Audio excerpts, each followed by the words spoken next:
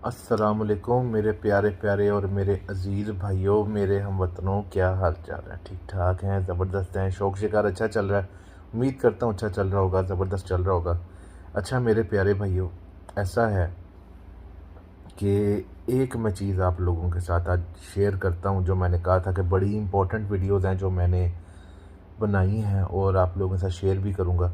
उसमें नंबर 1 पे मैंने आपको बताया था कि मैरिक्स डिज़ीज़ क्या होती है। आपने इंटरनेट पे सर्च किया होगा, बहुत सारी लैंग्वेजेस के अंदर इसके बारे में बताया गया है, पोल्ट्री फार्म वालों ने एक्सप्लेन किया है, इस बीमारी के बारे में बताया है। लेकिन मेरा ख़्याल है इसको कभी भी हमने अपने ये जो हमारा जो मिडल ईस्ट है ना, जितना भी वहाँ पर हमने कभी इस चीज़ को डिस्कस नहीं किया या किसी ने इन ज़ुबानों में ये चीज़ को नहीं बताया। बेसिकली ज़्यादातर होता क्या है मेरे भाइयों, होता ये है कि लोग इसी को रानी खेत कह देते हैं, इसी को कह देते हैं फलाना है, और यही रानी खेत है। रानी खेत होती है new castle disease, new castle disease something else, और मैरिक्स डिजीज़ समथिंग एल्स।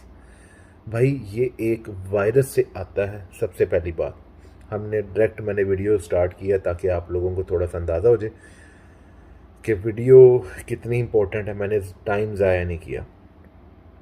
ये भाईजान एक वायरस है बेसिकली, और इसी वायरस से ही ये आगे जानवरों में फैलता है। ये वायरल है, ये फैलता है।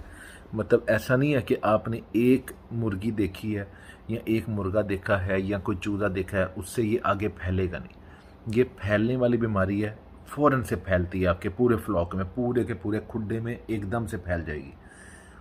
इसके सिम्टम्स क्या होते हैं? ठीक हो गया, इसका इलाज क्या है? क्या इसकी कोई वैक्सीनेशन है? क्या इससे बचा जा सकता है? ये आती कहाँ से है? ये सारी चीज़ों को हम डिस्कस करेंगे, और इसका इलाज कितनी तरीके से पॉसिबल है इसको भी डिस्कस करेंगे। सबसे पहले हमने समझना बेसिकली मैरिक्स डिज़ीज़। ये एक बंदा था मैरिक्स, मुझे शायद याद नहीं है 1912 में कि 1918 में, कुछ ऐसी ऐसी डेट है, मुझे अब याद नहीं है। उस टाइम पे इस बंदे ने इस बीमारी का, कि पता नहीं 1800, मुझे डेट से इतना याद नहीं, बहरहाल मुझे इतना पता है कि ये एक बंदा था जिसका नाम मैरिक था।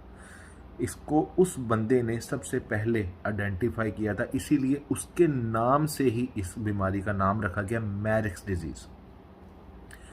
क्या आइडेंटिफाई किया था? इसके अंदर कुछ सिम्टम्स हैं जो कॉमन आते हैं, मुर्गियों में आते हैं। आजकल मेरे एक बड़े प्यारे भाई हैं बरार, इंडिया से, मेरा जट भाई है, ठीक हो गया। उसने मुझे ये कहा था कि जट साहब ये वीडियो लाजमी डलनी चाहिए, हमारे इंडिया में ये बीमारी बहुत फैली है और हर जगह पे ये जो चीज़ है ना, ये सिम्टम्स आ रहे हैं। तो मैंने उसे बताया, मैंने कहा भाई ये मैरिक्स डिजीज़ है, ये जो आपके वहाँ पे, और मैंने अनफॉर्चुनेटली इसके ऊपर अभी तक वीडियो नहीं बनाई, लेकिन मैं इसके ऊपर वीडियो बनाऊंगा ताकि बहुत सारे लोगों को फ़ायदा हो। ये एक इन्फॉर्मेटिव वीडियो है, इसको ज़्यादा से ज़्यादा फैलाना है आप लोगों ने, ताकि जिन जिन घरों में ये मसला है उन लोगों को कम से कम इसके बारे में पता चले और इससे लड़ना कैसे वो भी पता लगे। ऑफिशियली इसके अंदर जो है, जो चीज़ें, जो इसके सिम्टम्स हैं, वो सबसे पहले पैरालिसिस, इसको वैसे पोल्ट्री पैरालिसिस भी कहते हैं। पैरालिसिस कहते हैं लकवे को। ये गर्दन में भी हो सकता है, ये टांगों पे भी हो सकता है, ये पैरों में भी हो सकता है, ये जिस्म के सारे हिस्सों में भी हो सकता है। ये ट्यूमर की तरह मुर्गी में फैल जाता है, या आपके परिंदे में ट्यूमर की तरह फैल जाता है। ये किन किन में होता है? मुर्गियों में, टर्की में, फीजेंट्स में, बतखों में, तोतों में, जितने परिंदे हैं ये मैरिक्स डिजीज़ उनको अटैक कर सकती है।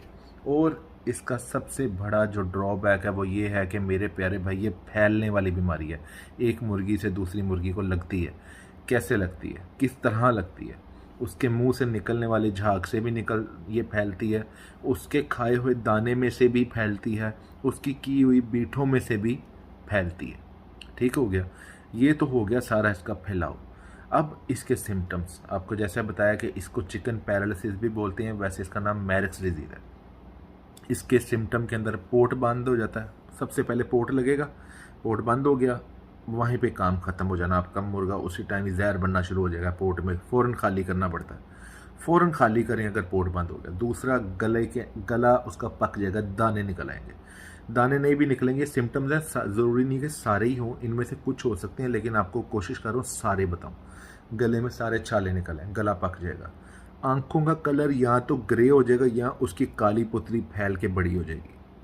ठीक हो गया, उसका ताज काला हो जाएगा, कट्ठा कट्ठा हो जाएगा, या उसकी आंखें पीली हो जाएंगी और आंखों से पानी आने लग जाएगा। ठीक हो गया। या उसके दोनों परों को लकवा मार जाएगा, या उसकी गर्दन को लकवा मार जाएगा, या उसकी टांगों को लकवा मार जाएगा। वो हिलजुल भी नहीं सकेगा। आप उसको हिलाए जुलाएंगे भी तो वो हिलेगा नहीं, क्योंकि उसको लकवा हो चुका होगा, अंदर उसको पैरालिसिस आ गया होगा। ऐसी सिचुएशन में ज़्यादा से ज़्यादा मुर्गी के पास कितना टाइम होता है? एक दिन, हार्डली 8 घंटे, 12 घंटे, 16 घंटे। बहुत ताकत में हो जानवर, या अच्छे लड़ाई से उसका इम्यून सिस्टम लड़ रहा हो तो ज़्यादा से ज़्यादा 2-3 दिन, फिर जानवर पूरा हो जाता है, मर जाता है। इसको कैसे सही करें, ये कहाँ से आता है? अक्सर बेसिकली कईयों की थ्योरी ये है, कई लोग ये कहते हैं कि जो लाल रंग के माइट्स होते हैं, जिन्हें हम चिच्चड़ कहते हैं, ठीक हो गया, ये चिच्चड़ों के ज़्यादा काटने से भी डिजीज़ आ जाती है। मुर्गियाँ, बुखार होता है, ये बुखार भी इसका सिम्टम है।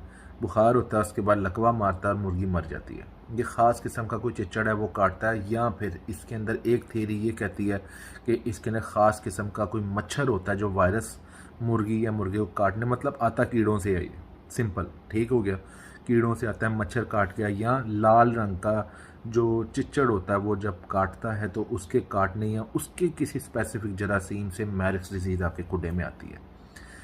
इसको फ़ौरन रोकना चाहिए। अनफॉर्चुनेटली ये सारे सिम्टम थे, आया कहाँ से ये भी आपको बता दिया। वबा होती है, वबा से फैल भी जाता है ये, और जब खून में मिलता है तो ये सारी चीज़ें हर जगह को गंदा करता है और फैलता भी है। अब आपको इसके जो सबसे ज़्यादा बुरी चीज़ है ना, उसकी तरफ लेके चलता हूँ। ये अभी कुछ बुरा नहीं हुआ, ये अभी तक नॉर्मल चल रहा है।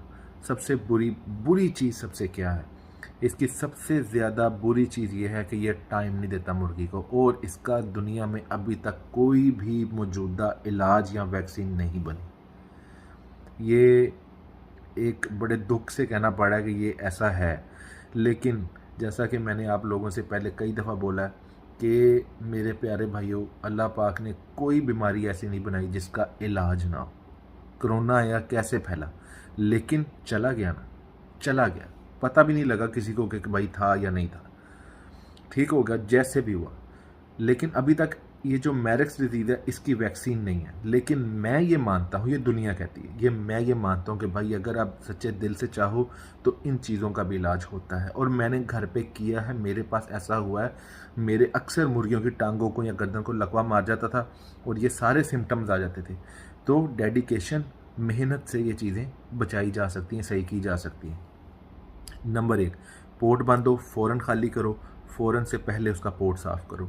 उसको एक कावा बताता हूँ, वो कावा दो जिसके अंदर आपका 2 लौंग, 2 काली मिर्चें, ठीक हो गया, 3-4 पत्ते पुदीने के, इतना सा अनारदाना, ठीक हो गया, इतनी सी सौंफ और इतनी सी ही अजवाइन। ये सारी चीज़ें आप ले लो, पानी में डालो, 5 गिलास पानी लेना, जब वो 3 गिलास रह जाएंगे उसको पुन लो, और वो कोसा कोसा नीम गर्म पानी आपने मुर्गी को पिला देना है। पोट खाली करने के बाद टकोर हो जाएगी। उसके बाद आपने इसको कच्चे अंडे पे रखना है, कच्चा अंडा पिलाओ, वही रखो उसको 2-3 दिन, जब तक उसकी ठीक तबीयत नहीं होती।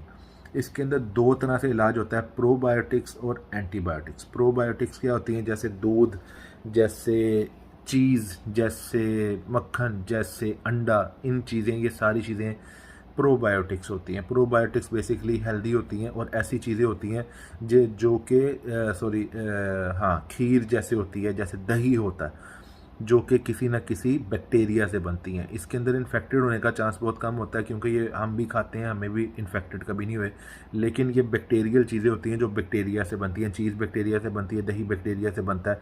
इस तरह की चीज़ें प्रोबायोटिक कहते हैं, मतलब कि आपको देनी चाहिए। अगर मुर्गी बीमार है, या तो उसको दही पिलाना चाहिए या उसको कोसा दूध पिलाना चाहिए, ताकि उसको अंदर ताकत रहे। ठीक हो गया, ये देसी चीज़ होगी। दूसरी चीज़ इसके अंदर है एंटीबायोटिक। आप कोई भी अच्छी एंटीबायोटिक दे सकते हैं। मैं आपको सॉल्ट बताता हूँ, सिप्रोफ्लॉक्सिन सॉल्ट का कोई भी दे सकते हैं, एंड्रोफ्लॉक्सासिन सॉल्ट का कोई भी दे सकते हैं, और इसके अलावा एंड्रो और अमोक्सिल, ये 3 तरह का सॉल्ट आप कोई भी मिलाकर आप अपने मुर्गे को दें। साथ में पैरासीटामोल का कॉम्बिनेशन दें, और साथ में बी कॉम्प्लेक्स और B12, ये सारी चीज़ें आपको देंगे तो इंशाल्लाह ताला आपकी मुर्गा या मुर्गी या परिंदा जो है वो ठीक हो जाएगा। और इसके अंदर एक और चीज़ है, आप क्वांटिटी कितनी देनी है। अगर आप B12 और बी कॉम्प्लेक्स दे दें, 1-1 cc टीका लगा सकते हैं, नो प्रॉब्लम। गोली है तो 1-1 गोली रोज़ाना दे सकते हैं। 12-12 घंटे के वक्फे से दिन में 2 दफ़ा दी जा सकती है। एंटीबायोटिक का असूल होता है 8 घंटे के वक्फे से देनी होती है। 8-8 घंटे के वक्फे से जानवर को दें। 1-1 कैप्सूल जो है वो 250 या 500 mg वाला आप दे सकते हैं ज़्यादा से ज़्यादा। लगातार दें ताकि आपका जानवर जो है बचे। पोर्ट उसका खाली रखें और उसको सख्त ग़िज़ा कोई ना दें, नरम ग़िज़ा दें। उम्मीद करता हूँ मेरी वीडियो पसंद आई होगी। लंबी होगी, मैं चाह नहीं रहा था लंबी हो, लेकिन लंबी वीडियो हो गई है। आप लोग वीडियो को गौर से देखें और इस पर अमल करें और ज़्यादा से ज़्यादा फैलाएँ। तब तक के लिए मुझे इजाज़त दें। अल्लाह हाफ़िज़।